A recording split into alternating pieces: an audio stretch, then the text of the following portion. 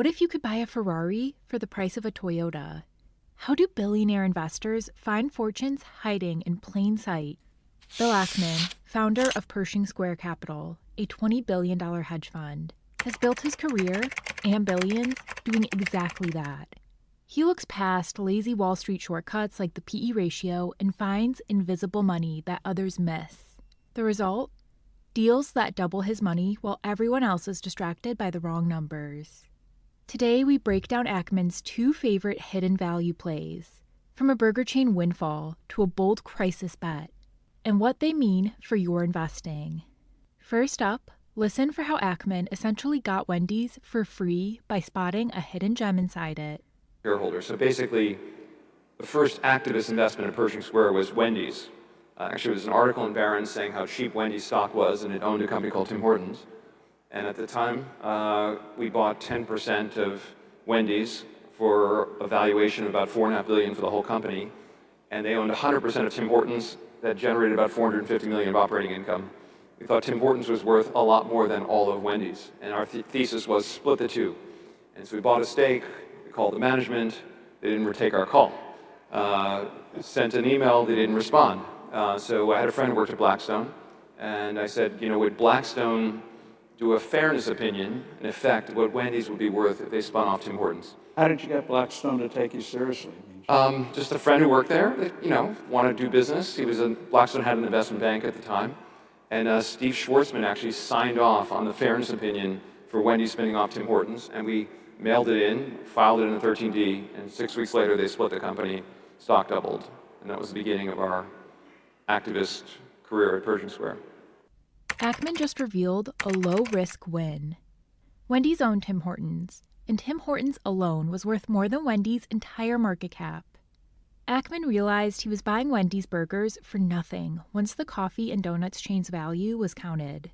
So he pushed management to spin off Tim Hortons. 6 weeks later, Wendy's stock doubled. Let's run the math like Ackman did. Wendy's whole company, valued at $4.5 billion. Tim Hortons, earning $450 million yearly in operating profit. Coffee chains typically trade at 15 times earnings. That's $6.7 billion for Tim Hortons alone. Subtract that from Wendy's market cap, and the burger business was being valued at negative $2.2 billion. The market was literally paying Ackman to take Wendy's off their hands. This isn't a one-off fluke. Wall Street routinely undervalues conglomerates because most investors won't bother to do the extra math. One study found that corporate spinoffs beat the overall market by roughly 10% in their first 3 years. Why? Because once the parts are separated, their true worth shines and forced selling mispricing's correct. In the late 2000s, Yahoo stock was so cheap relative to its Alibaba stake that investors joked you could buy all of Yahoo and get the core business for free. What should you watch for? Companies with a hidden gem inside. A subsidiary or asset that could be worth as much as the entire parent. If the market cap is $5 billion, but one division could IPO at $5 billion on its own, that's a giant neon sign of hidden value. Now a reality check. Sure, Wendy's stock doubled on the Tim Hortons spinoff, but after Ackman took profits and moved on, Wendy struggled without its fastest growing arm. The burger business alone initially floundered. Ackman blamed new management, but it does highlight a risk. What if the part you got for free was actually propping up the whole? This is why it's crucial not to just count assets, but to judge their standalone strength. So far, we've seen one way Ackman finds hidden value, digging into the balance sheet. But he has another trick that doesn't involve hidden assets at all. Instead of looking inside a company for value, he looks ahead in time.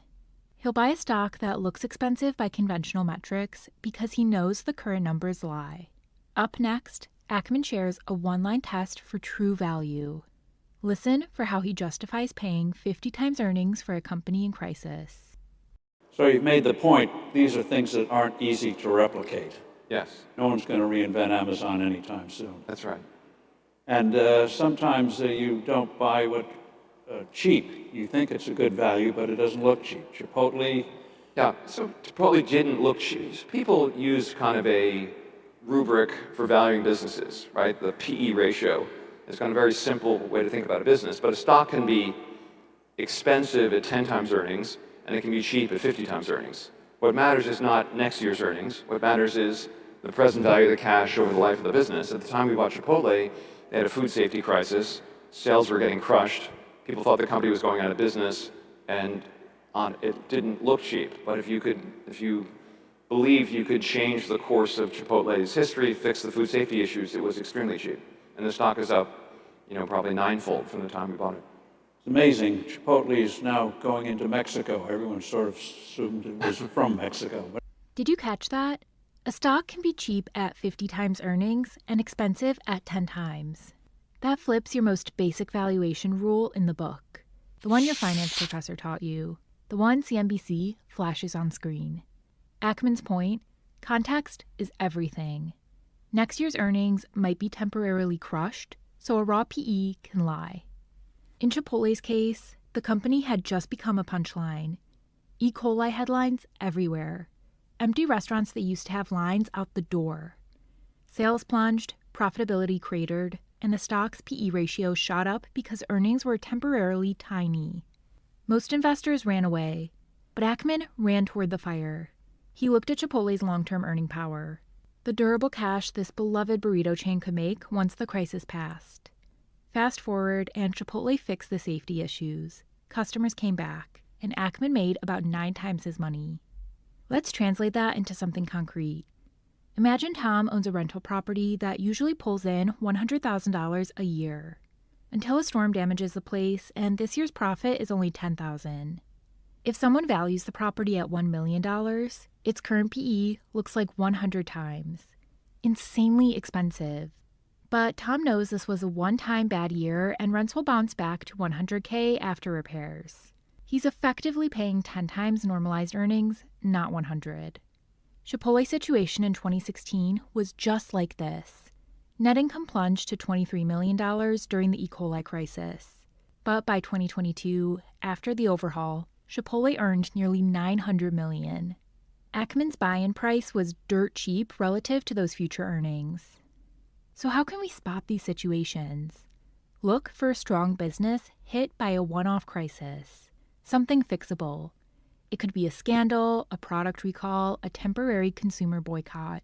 The key is a durable brand. If earnings are way down and the PE ratio has shot up, ask why. Is it a permanent decline or just a bad year? If customers still fundamentally love the product, the business might roar back once the issue has resolved. But here's the caution. Not every crisis has a happy ending. Sometimes that earnings power doesn't come back. Maybe the damage to the brand is lasting, or management can't execute a fix.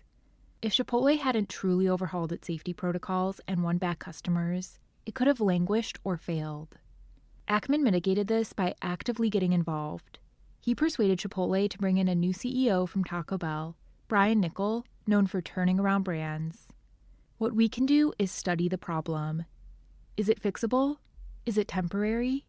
If yes, you might have an opening to buy a great company when it's on sale due to fear. If not, stay away no matter how cheap it looks. Bill Ackman's 2 plays teach a simple lesson. Don't trust surface numbers blindly. Whether it's spotting a hidden asset waiting to be unlocked or recognizing that a crisis has an end, the real skill is valuing a business like a business, not like a stock ticker. The more you train yourself to find that hidden value, the more you tilt the odds in your favor. So next time you see a stock that looks oddly cheap or pricey, take a page from Ackman's playbook and dig deeper. You might be looking at your own turnaround jackpot.